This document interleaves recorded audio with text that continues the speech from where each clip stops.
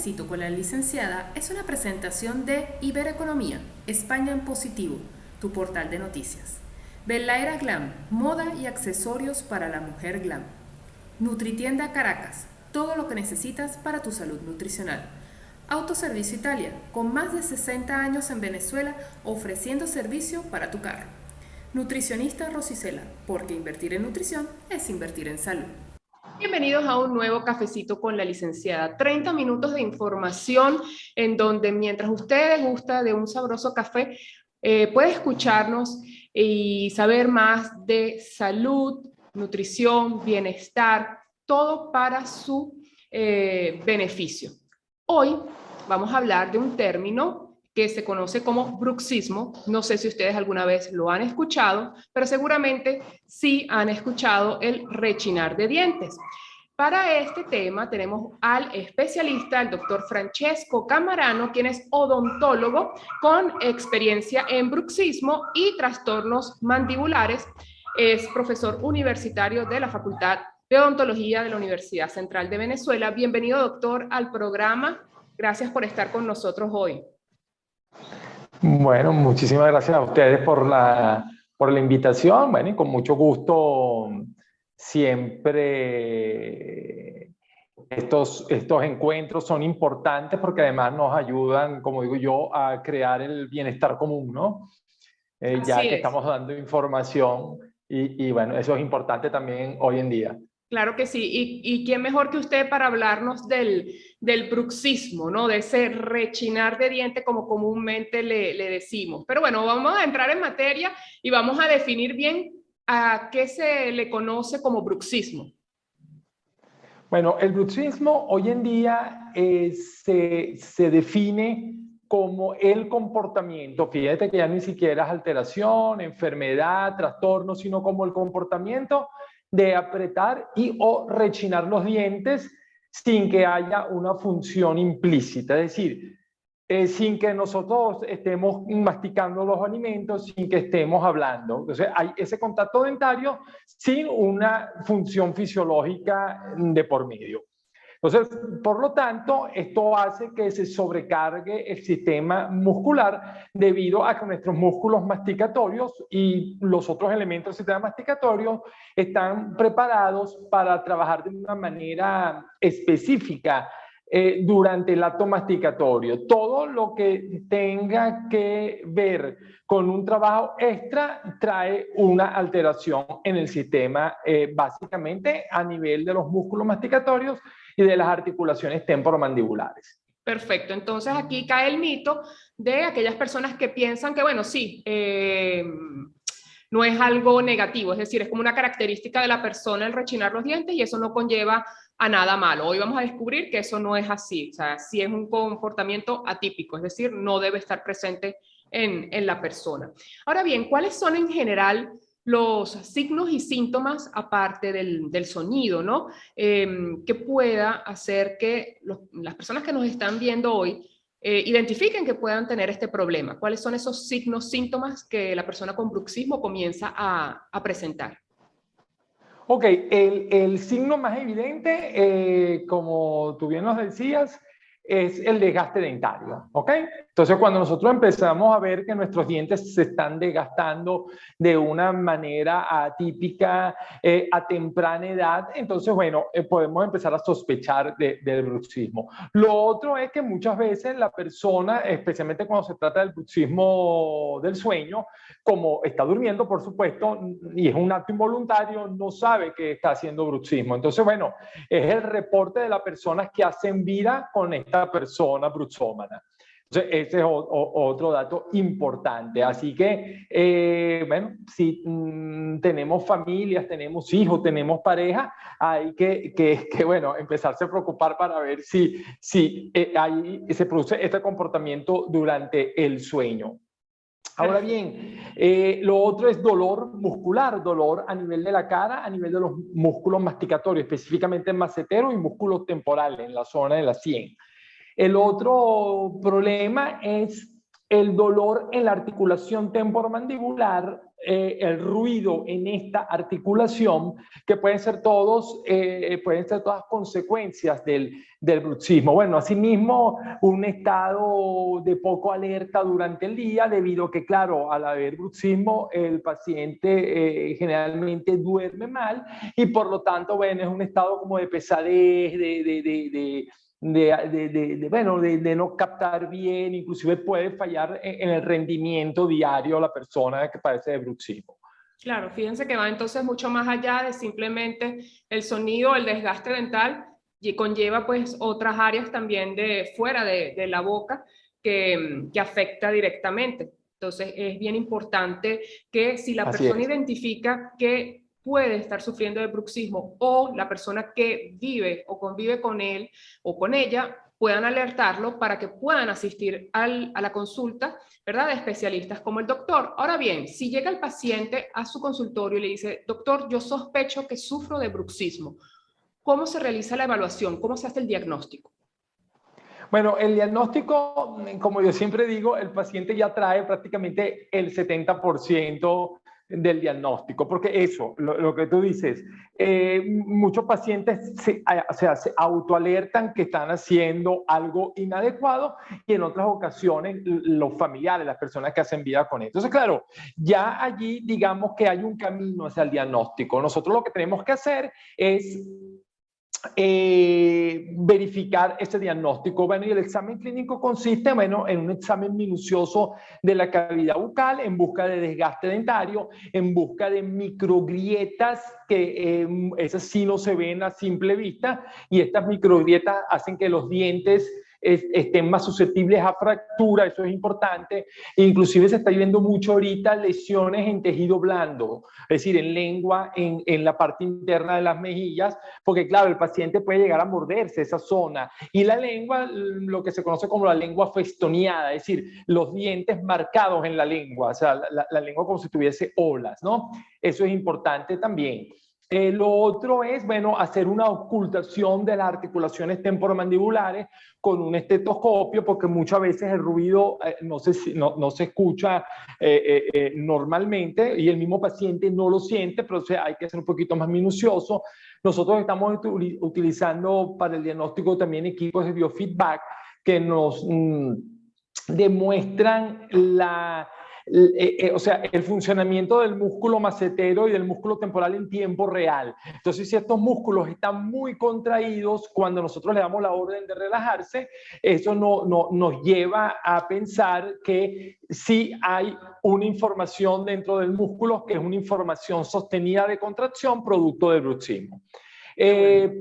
Palpación muscular, palpación de los músculos del cuello, palpación de los músculos de la cabeza, que no son músculos masticatorios como tal, pero al estar relacionados con el sistema masticatorio se pueden ver también muy afectados por el bruxismo. Perfecto. Entonces, digamos que en una primera visita ya se puede confirmar el diagnóstico si la persona ya venía con sospechas.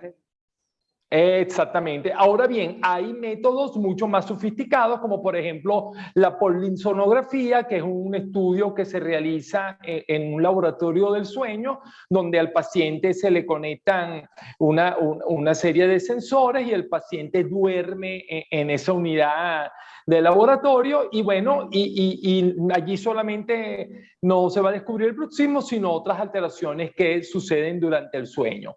Pero en primera instancia, para un paciente con bruxismo, esa prueba se deja como de última opción por el costo y por todo lo que implica realizar la prueba, ¿no? Y claro. En Venezuela ahora tampoco hay muchos laboratorios del sueño. Entonces, en este sentido, nosotros estamos, por supuesto, sin querer sustituir la polisonografía, pero estamos utilizando estos relojes inteligentes, estos que se utilizan para hacer ejercicio. Y en todos esos relojes monitorean el sueño.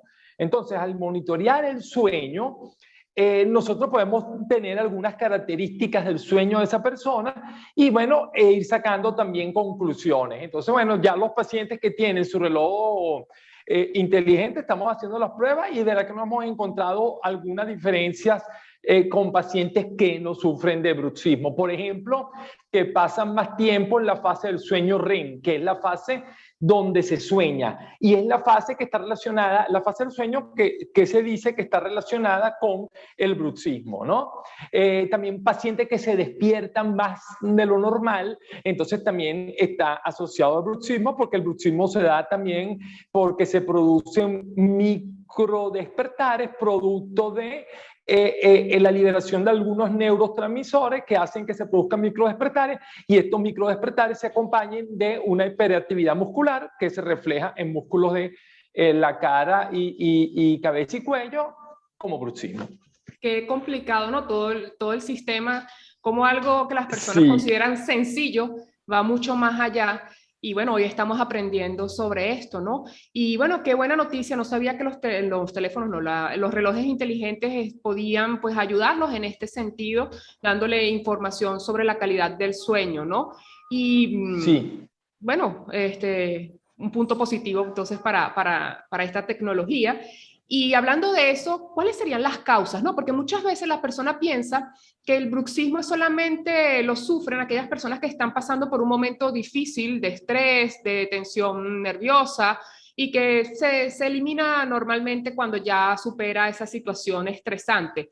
Eso me imagino que es un mito. ¿Cuáles serán esas causas reales del bruxismo? Ok, fíjate, el bruxismo se puede dividir, como lo dije anteriormente, en bruxismo de vigilia y bruxismo del sueño.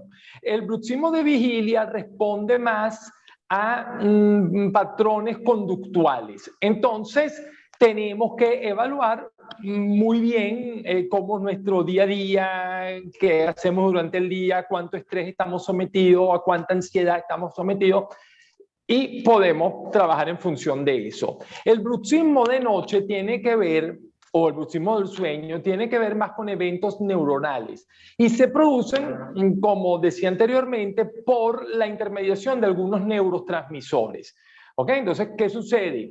Si nosotros tenemos una mala calidad del sueño, estos neurotransmisores se van a poner en acción y van a hacer que se produzcan, además de aumento de la frecuencia cardíaca, aumento de la frecuencia respiratoria, se produzca también microdespertares. Estos microdespertares son pequeños alertas al sistema nervioso central que se producen durante el sueño, pero que no recobramos la memoria o la conciencia mientras están sucediendo. Es decir, nosotros podemos tener muchísimos microdespertares durante la noche sin necesidad de recobrar la conciencia. O sea, seguimos durmiendo. Pero ese microdespertar es suficiente como para activar todo el sistema neurológico y activar entonces esa parte del cerebro que va a hacer y mandar la orden a los músculos de la masticación y a la mandíbula para que, bueno, ya se tense y produzca la contracción muscular y produzca el bruxismo. Perfecto. Hay otros elementos, por ejemplo, en el bruxismo secundario, como la apnea del sueño. Pacientes que sufren de apnea del sueño, se ha determinado que como consecuencia de esa apnea del sueño también se puede producir bruxismo. Pacientes con trastornos digestivos, por ejemplo, pacientes con reflujo gastroesofágico, también, ¿por qué? Porque el reflujo gastroesofágico también es capaz de producir estos microdespertares. Y entonces, bueno, hay actividad muscular implícita. Entonces, fíjense lo complejo y todo lo que tiene que ver. Por eso se recomienda tratar de tener una buena higiene del sueño, se recomienda bueno, tener una buena alimentación y bueno, tener ciertas conductas, inclusive en la alimentación. No comer muy tarde, no comer comidas muy copiosas ni picantes después de una cierta hora. No hacer ejercicios después de una cierta hora para que el sistema nervioso central no quede activado y podamos relajar. No fumar, las personas que fuman después de las 6 de la tarde, porque la nicotina aumenta. Se ha demostrado que la nicotina es un contractor muscular por excelencia, pero además después de una cierta hora, bueno, se duplica esa acción de contracción. de contractora. Entonces, bueno, todas estas son recomendaciones que se le da al paciente para que pueda tener una vida más saludable, ¿no? Muchas veces, fíjate, son conductas que nosotros hacemos diariamente, pero bueno, que no sabemos y las seguimos haciendo por desconocimiento. Lo otro, por ejemplo, y eso sucede mucho, personas que se duermen viendo la televisión o que se duermen escuchando música. Eso, como te digo, también tiene un efecto estimulante sobre el sistema nervioso central y hace o aumenta las probabilidades que se pueda producir bruxismo. Entonces, son, como digo yo, terapia conductual, higiene conductual que nos ayuda a trabajar en función de esto, ¿no? Interesante, porque muchas personas jamás asociarían, ¿no? Nuestro comportamiento, nuestro estilo de vida y la calidad del sueño con el bruxismo. Y hoy aprendimos que sí, y creo que tiene bastante relación, ¿no? Dos preguntas de nuestro público referente al tema. Uno es si los medicamentos pueden causar bruxismo, porque se dice que algunos medicamentos, a personas que, por ejemplo, estén tomando antidepresivos, pueden estar más susceptibles a sufrir de bruxismo. ¿Es esto correcto, doctor? Se habla de eso. No hay estudios con evidencia clínica hasta los momentos, pero hay estudios pequeños donde se dice que, por ejemplo, los antidepresivos, específicamente los catadores de la serotonina, pueden aumentar la actividad muscular y por lo tanto pueden activar el proceso del bruxismo, ¿no? Entonces, las personas que estén tomando ese tipo de medicamentos tienen que tener cierto cuidado. Igual como se dice que algunos ansiolíticos pueden disminuir la frecuencia del bruxismo, pero como le digo, no hay todavía a los momentos evidencia basada, estudios basados en la evidencia clínica que demuestren que eso sea 100% así, pero sí hay estudios preliminares donde se hablan de la relación de medicamentos tanto para inducir como para prevenir el bruxismo. Importante saber esto porque, bueno, como usted sabe, con toda esta complicación de la pandemia, los casos de depresión han aumentado y, bueno, el uso de antidepresivos está como más presente hoy en día. Y la segunda pregunta de nuestro público es si las personas con condiciones especiales, por ejemplo, síndrome de Down, autismo, trastornos de déficit de atención con o sin hiperactividad, sufren también de bruxismo o digamos el porcentaje de las personas con estas condiciones que sufren de bruxismo es lo mismo referente a las personas que no están dentro de esta condición, o porque a veces se relaciona un poco, sobre todo el autismo, con bruxismo, o es un mito. Sí, no es un mito, no es un mito. Igual hay estudios preliminares que dicen que hay algunas, digámoslo así, condiciones especiales que pueden aumentar el bruxismo, pero no serían la causa principal. Ahora bien, claro, todas estas personas o muchas de estas condiciones hacen que se tenga una mala calidad del sueño y por lo tanto si hay una mala calidad del sueño, como decíamos anteriormente, va a haber mayor riesgo de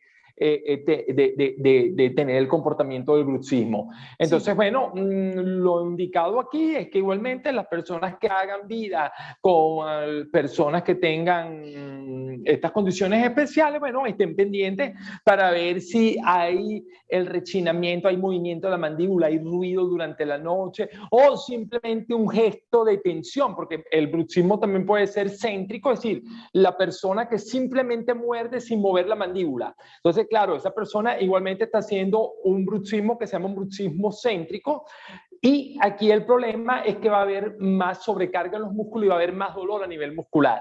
A diferencia del bruxismo excéntrico, que es aquel bruxismo donde la persona mueve la mandíbula y por lo tanto hay más descarga de la tensión muscular, pero hay más daño sobre los dientes porque los dientes se desgastan. Claro, súper interesante porque realmente, por lo menos en autismo, la calidad del sueño en la mayoría de los casos pues es bastante precario. Siempre tienen en su mayoría trastornos importantes del sueño, ya sea en cantidad de horas o la calidad de ellos, sobre todo en la edad infantil. Entonces, las mamás pues que están escuchando tienen que estar pendiente, observar y escuchar, por si acaso, consultar pues al especialista, ¿no? Antes de que puedan sufrir de consecuencias mayores. Hablando de eso, no sé si existen como grados de bruxismo. Por ejemplo, cuando uno tiene una hernia hiatal, te dicen grado 1, grado 2, grado 3. Cuando tienes esteatosis hepática, que es hígado graso, te dicen grado 1, grado 2, grado 3. Pero en el bruxismo existe algo así, grados o leve, moderado, severo, o solamente... Sí, no, se puede clasificar como leve, moderado o severo, ¿ok? Claro, eso tiene que ver mucho con las características clínicas. Por ejemplo, una persona de 30 años con un desgaste, digamos, moderado de los dientes, va a tener un peor pronóstico que una persona que tenga 70 años con el mismo grado de desgaste dentario, ¿no? Eso también tiene que ver con el umbral del dolor, tiene que ver con, por ejemplo, pacientes que tienen el umbral del dolor muy alto, simplemente se dan cuenta que tienen dolor cuando se le hace la palpación muscular en el consultorio. Entonces, claro, eso por un lado es una ventaja, pero por otro lado es una desventaja porque, claro, la falta de dolor tal vez hace que uno no busque ayuda, ¿no? Igual que el desgaste dentario, como te digo, si tú tienes apretamiento dentario, solamente, o sea, un bruxismo céntrico, ahí no va a haber desgaste dentario. Entonces, claro, mucha gente amanece con dolores en la cara, pero no lo relaciona al bruxismo, porque como no ve que no ve desgaste dentario, bueno, simplemente no relaciona una cosa con la otra. Pero entonces son todos elementos, como digo yo, desgaste dentario no debe haber, por lo menos a tempranas edades. Dolor en la cara no debería haber, dolor en las articulaciones no debe haber, ruido en la articulación no debe haber, todo eso es anormal. Y si es anormal, aunque no sea bruxismo, habría que buscar entonces las causas de esas anomalías, pero hay que si queremos tener una buena condición o una condición saludable y una buena calidad de vida, tenemos que hacerle caso a todos esos pequeños mensajes que nos manda nuestro cuerpo, ¿no? Es correcto, y siempre es así, uno siempre le recomienda a las personas, pues a los pacientes, que cualquier signo, síntoma que no se considere normal o estándar, uno no lo puede dejar pasar. Lo que pasa es que nosotros los seres humanos corremos solamente ante dos cosas, el dolor porque no lo toleramos y la fiebre porque es una alarma. Entonces a veces cuando no hay ni uno ni el otro, dejamos pasar situaciones porque no, sabemos que no están bien, pero como no tenemos dolor y podemos seguir viviendo, le dejamos a correr el tiempo. Y como yo siempre digo, las cosas no se solucionan solas, o sea, hay que tomarlas a tiempo y hay que hacer algo.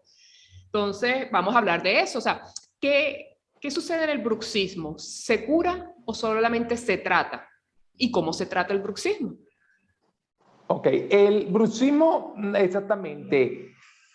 Decir que se cura, cónchole, es como decir algo bien complejo. O sea, el bruxismo se trata y se puede tratar muy bien, lo que va a hacer que disminuyan las consecuencias. Entonces, ¿qué tratamos nosotros? Nosotros tratamos las consecuencias, que son el dolor, la alteración en las articulaciones temporomandibulares, en los dientes, en los tejidos blandos, bueno, inclusive dolores, como estábamos diciendo anteriormente, en otras zonas del cuerpo, como en el cuello, en la parte superior de la espalda, ¿ok? Problemas derivados del bruxismo como el déficit de atención, la somnolencia durante el día, etcétera. Nosotros podemos minimizar muchísimo todas esas consecuencias, pero decir que vamos a curar a una persona del bruxismo, de verdad que es bien cuesta arriba, porque como el bruxismo es multifactorial, tendríamos entonces que actuar verdaderamente en todos esos campos para nosotros producir una respuesta, digamos, satisfactoria, ¿ok? Pero además el bruxismo puede reagudizar, entonces puede ser, ok, que nosotros en algún momento logremos estabilizar al paciente y el paciente no tenga el comportamiento o no haga el comportamiento. Pero ¿qué sucede? A los 3, 4, 5 años por cualquiera de los factores que se active, de los factores causales, volvemos a presentar el comportamiento. Entonces, en ese sentido, es bien importante aclarar eso. O sea, es decir, hay muchas personas,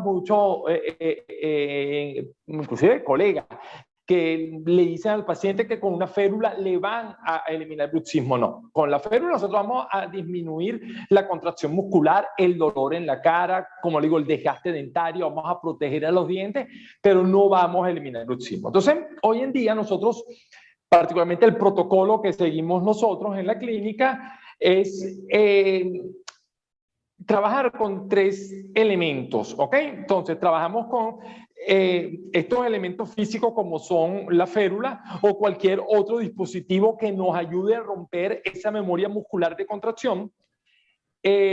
Trabajamos con fisioterapia para tratar de equilibrar todo el sistema neuromuscular o el desequilibrio que tenga todo el sistema neuromuscular de un paciente bruxómano, y trabajamos con psicoterapia para precisamente modificar todas esas conductas que puedan llegar a incrementar o a producir el comportamiento.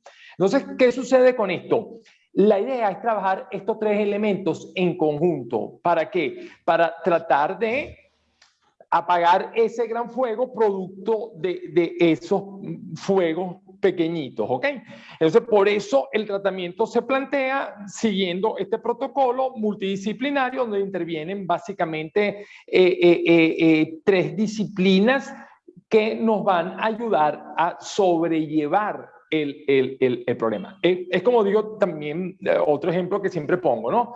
Siempre me preguntan por el Botox. O sea, el Botox es un medicamento, entonces eso es un tratamiento mucho más invasivo, más costoso, y además tiene un tiempo específico de utilidad. Es decir, tú colocas toxina botulínica, a los 3 o 4 meses el paciente vuelve a presentar dolor porque hace el efecto relajante, porque en este caso la toxina botulínica trabaja como un relajante muscular. Y bueno, pero acuérdense que la toxina botulínica también tiene un tiempo, o sea, tú no puedes ponerlo más de 3 veces seguidas y después tendrías que esperar año y medio para volver a colocarla.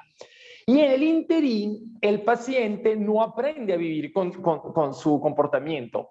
Entonces, es como el paciente diabético, en el caso, tú manejas estas cosas mejor que yo, el paciente tiene que entender que es un paciente diabético. ¿Para qué? Para que él vaya, bueno, acoplando su vida en función a eso, ¿no? Entonces, lo mismo el comportamiento. Fíjense, yo pongo, y siempre cuento esto en todos mis años de carrera y de experiencia en esta área, una sola vez a un paciente le colocamos Botox porque él insistió. Me dice, no, yo no tengo tiempo de hacer más nada. Era un alto ejecutivo, una persona que viajaba mucho.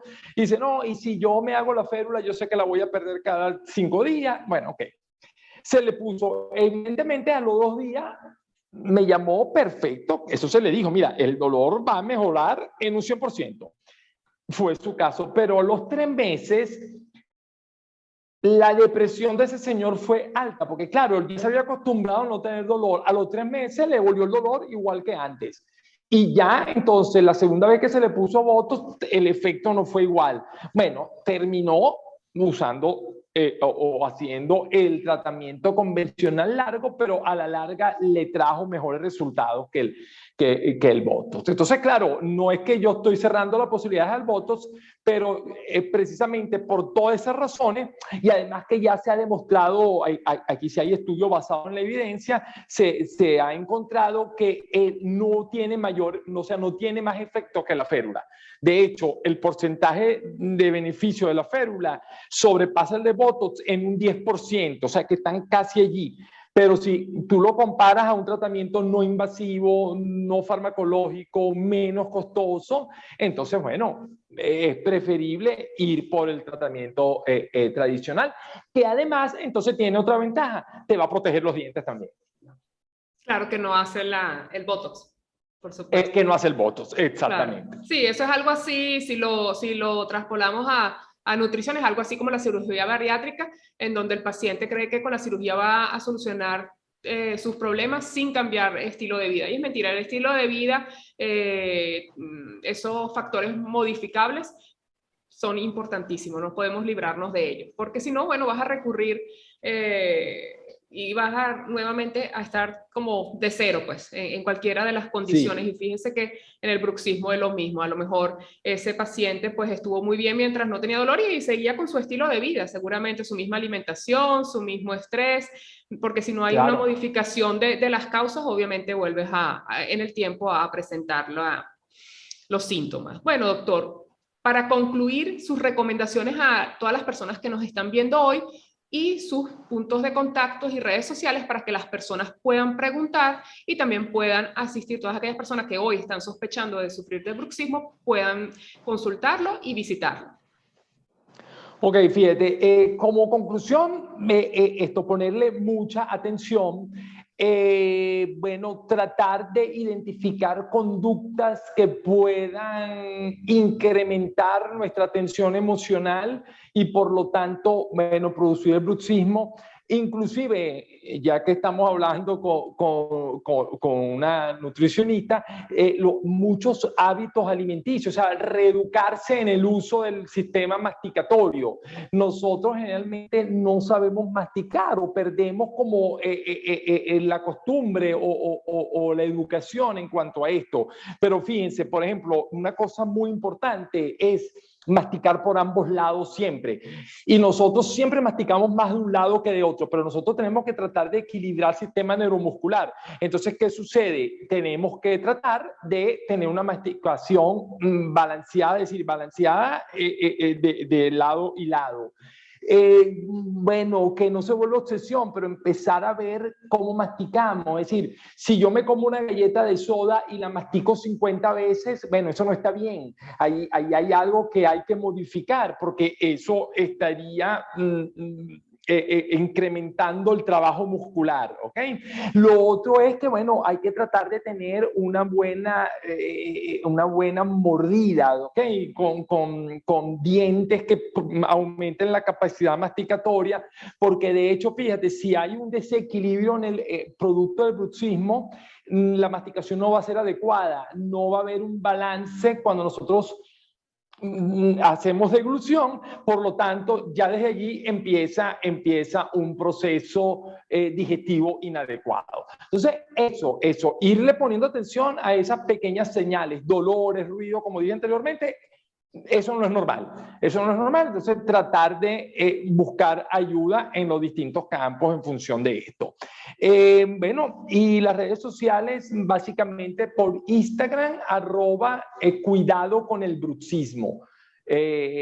Por allí me pueden perfectamente ubicar, además que, bueno, allí está después el link a un blog y, bueno, pero es más fácil simplemente cuidado con el bruxismo y por allí entonces ya después están todos los demás contactos. Perfecto, doctor. Entonces, bueno, ya saben, pueden seguir la cuenta por Instagram para, bueno, conocer muchísimo más del tema, poder apoyar a las personas que ustedes conozcan que puedan sufrir de bruxismo o usted mismo.